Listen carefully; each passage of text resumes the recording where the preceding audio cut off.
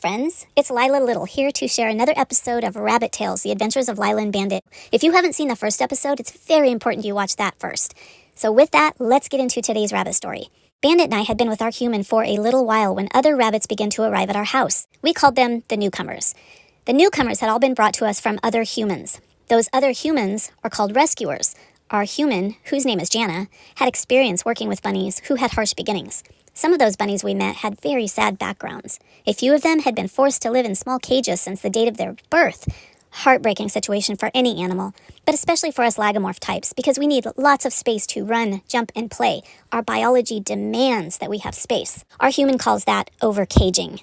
The result of rabbits being overcaged is that once rescued out of those terrible situations, the rabbits are often angry and aggressive. Well, wouldn't you be if you had been locked in a cage for all that time?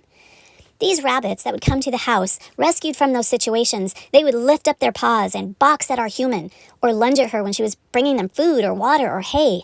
Or sometimes they would just lunge at her for no reason at all. Some even tried to bite her. One rabbit had the whole living room to run and play after she was rescued, but she would just back up into a corner and stay there. She would refuse to move unless she had to use the litter box or get something to eat or drink. Before she came to live with us, rescuers had found her on a busy street corner in a crowded city on the coldest day of the year. She was covered in motor oil and her fur was falling out. She was foraging through the ice and the snow, very cold, trying to eat some grass that she had found. That rabbit's name is Oreo. We didn't think any rabbit could have a worse experience with humans than she had before she was rescued. Very terrible situation. Anyway, all types of bunnies came into our house and all of them needed some kind of help. Fortunately, our human was very patient and very kind. It did not take her much time to gain the trust of all these house rabbits, regardless how badly other humans had treated them before they got here.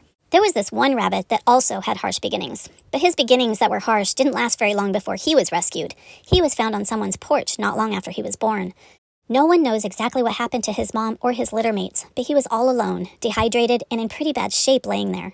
Fortunately, he managed to get himself to a house owned by really nice humans. Those humans took him to the Whitecoats, and the Whitecoats fixed him right up. His name was Roland Thumper Tiny. We call him Roland for short. Roland's first humans took excellent care of him, but they wanted him to grow up with some rabbit companionship. Us rabbits are very social, and we thrive in pairs or groups. By the way, groups of rabbits are called warrens, a warren of rabbits. Warrens are also a network of underground tunnels, a tunnel system which is dug by rabbits, usually into the sides of hills. Bandit and I have talked about the types of warrens that are out in the wild, and we decided it's much better to be a domesticated rabbit. We don't have to live in groups of wild rabbits out in the wild, and also we don't have to live in a hole on a hillside. We have warm beds and fresh hay and water and well-maintained litter boxes. Plus, if we lived in a hillside warren with wild rabbits, our human would miss us far too much. So we prefer the type of warren we have now, which is a tiny group of rabbits all living together. So back to the story about newcomers. Our human asked Bandit and I if Roland Thumper Tiny could move in with us, since Roland was so small and since we had the entire room to ourselves. When I say small, I mean each of us only weighs 2 pounds. Bandit weighs 2 pounds, I weigh 2 pounds, and coincidentally, Roland also weighed in at 2 pounds when he arrived. Human thought that since we were all dwarfed-sized rabbits, us living together in a warren just made sense. During that conversation, Bandit thumped in objection. Human looked at him and asked, "What's wrong, Bandit? Don't you want Roland to live with you and Lila?" But that wasn't it. Bandit wasn't objecting to Roland moving in with us. Having another housemate was perfectly fine with him. The thumping was Bandit's very strong objection to our human referring to us as dwarf-sized rabbits. He didn't want predators to overhear her and get the wrong impression about him. He said that us rabbits needed to be viewed as capable of protecting ourselves, especially him. Our human just smiled and petted Bandit and I on the head. "Okay, Bandit, I understand your concerns, and I will be much more careful with my words in the future." After that, Roland Thumper Tiny moved in, happy to become part of me and Bandit's primary space. Bandit and I were excited because we were going from a pair of bunnies to an actual group of bunnies, or a warren. That was kind of like graduating from normal bunny life to something bigger. Bandit said it would help with appearances, especially since he considered himself as a leader in the house, at least in the security department. Speaking of security in relation to the newcomers, Bandit was very anxious to get Roland started on rabbit karate training. There was no time to waste. There had been another house clown sighting in the past week, and this had caused Bandit to ramp up rabbit security. By that time, we had several other rescue rabbits already living in the house in different rooms. Jesse was a giant rabbit. He was rescued from a backyard Flemish giant breeder, where he and his brother were found shoved in a tiny cage sitting in the backyard, where people who obviously knew nothing about lagomorphs types had kept them. Anyway, Jesse did not look like a Flemish giant. He was some kind of mix, but he had grown very large since he arrived. In fact, he weighed 18 pounds, way bigger than us, and he had always been kind and gentle. The human got him bonded with Oreo, a mini lop rabbit. Oreo was the rabbit that I told you about earlier that was found on the busy street corner in a crowded city digging through the ice and snow trying to forage grass. Oreo did not like humans, and she did not like other rabbits either. Human always said that she had one of the hardest beginnings of all the rabbits here. It took a very long time before Oreo realized that she could trust her surroundings, she could trust our human, and she could trust all of us rabbits. Jessie and Oreo took a very long time to bond, but they finally became partners and have been together all these years. Jessie's brother Hall was rescued that very same day. Hall does look like a Flemish giant. He also weighs about 18 pounds. He got bonded to a Holland Lop rabbit named Oats. She came from a nice family. And then there's Lolly. Lolly is a lovely black lionhead rabbit who had also been rescued from some very difficult beginnings. Her bonded partner is named Ted. Ted has always had some mobility issues, but those two get along very well. There were other rabbits coming and going during the time that Roland moved in with us, but we'll save those for another time. Jessie, Oreo, Hall and Oats, Lolly, and Ted, they had all already started taking training with Bandit. Each one of them had learned a few basic rabbit karate skills, but none were as passionate about rabbit security as Bandit. It wasn't just Bandit and the newcomers that were trained to guard the house and yards. Bandit had also recruited several birds. One day, Bandit and I were running out in the yard. As he often did, he was searching for a raisin tree or a banana bush or just anything growing in the yard where he thinks Human might go pick or gather our evening treats. That day, Human was bending over one of the garden beds clipping lettuce leaves for our evening salads. As I was practicing my binking and my flops, I looked up and saw several birds circling over the yard. I looked over at Human and I said, "Oh no, run!" I took shelter in one of the outdoor rabbit houses that Human had strategically placed around the yard just in case this very thing should happen. Bandit saw me scurrying to take cover and yelled, "It's okay, Lila, I know them." "You know them?" I asked. Admittedly, I was a little confused because I had always thought birds were one of our most serious threats. I remember one time when our Human had the television on in the living room. Bandit was asleep beside me, but I was still awake. Right there on TV, I saw an owl swoop down in a field, grab a defenseless cottontail rabbit, and carry him off into the night sky. Terrifying event to witness. I remember wondering, is that owl going to fly back and come into our house and pick us up too?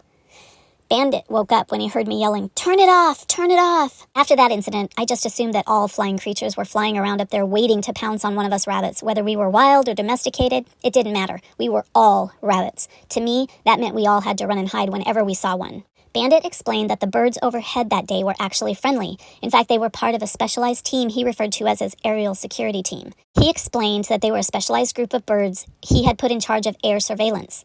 Each day, the aerial security team would fly around and around, scanning the yard below for any apparent threats. Before Bandit would let any of us step one single paw into the backyard, he needed to hear the all clear from the birds.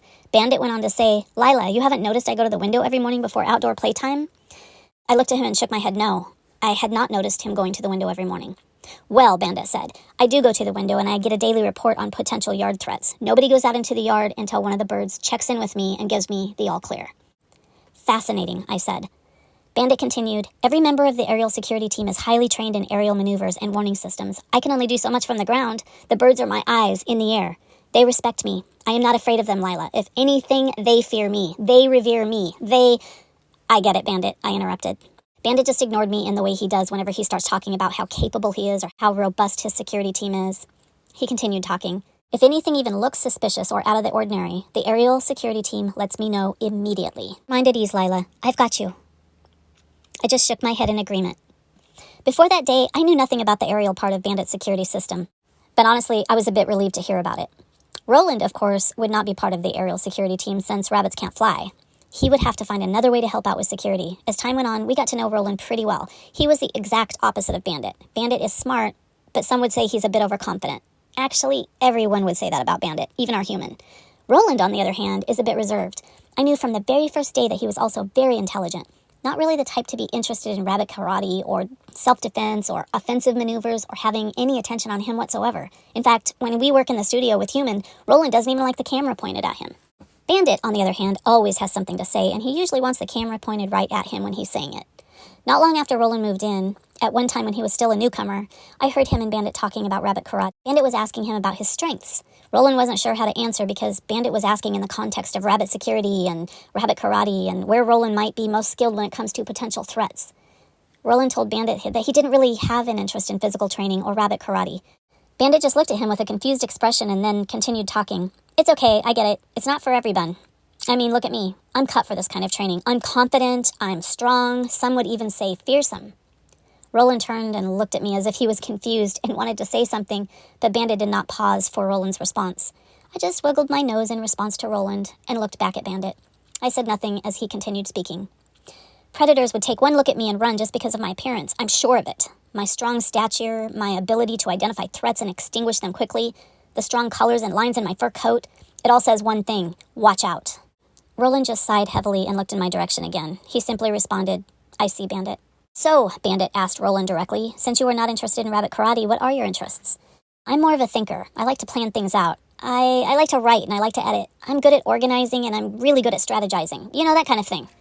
Great, Bandit said excitedly. Lila can get you set up in the office. We could use a good planner, and we definitely need another good editor to help in the studio. Roland smiled big and hopped over to me. He looked really, really happy.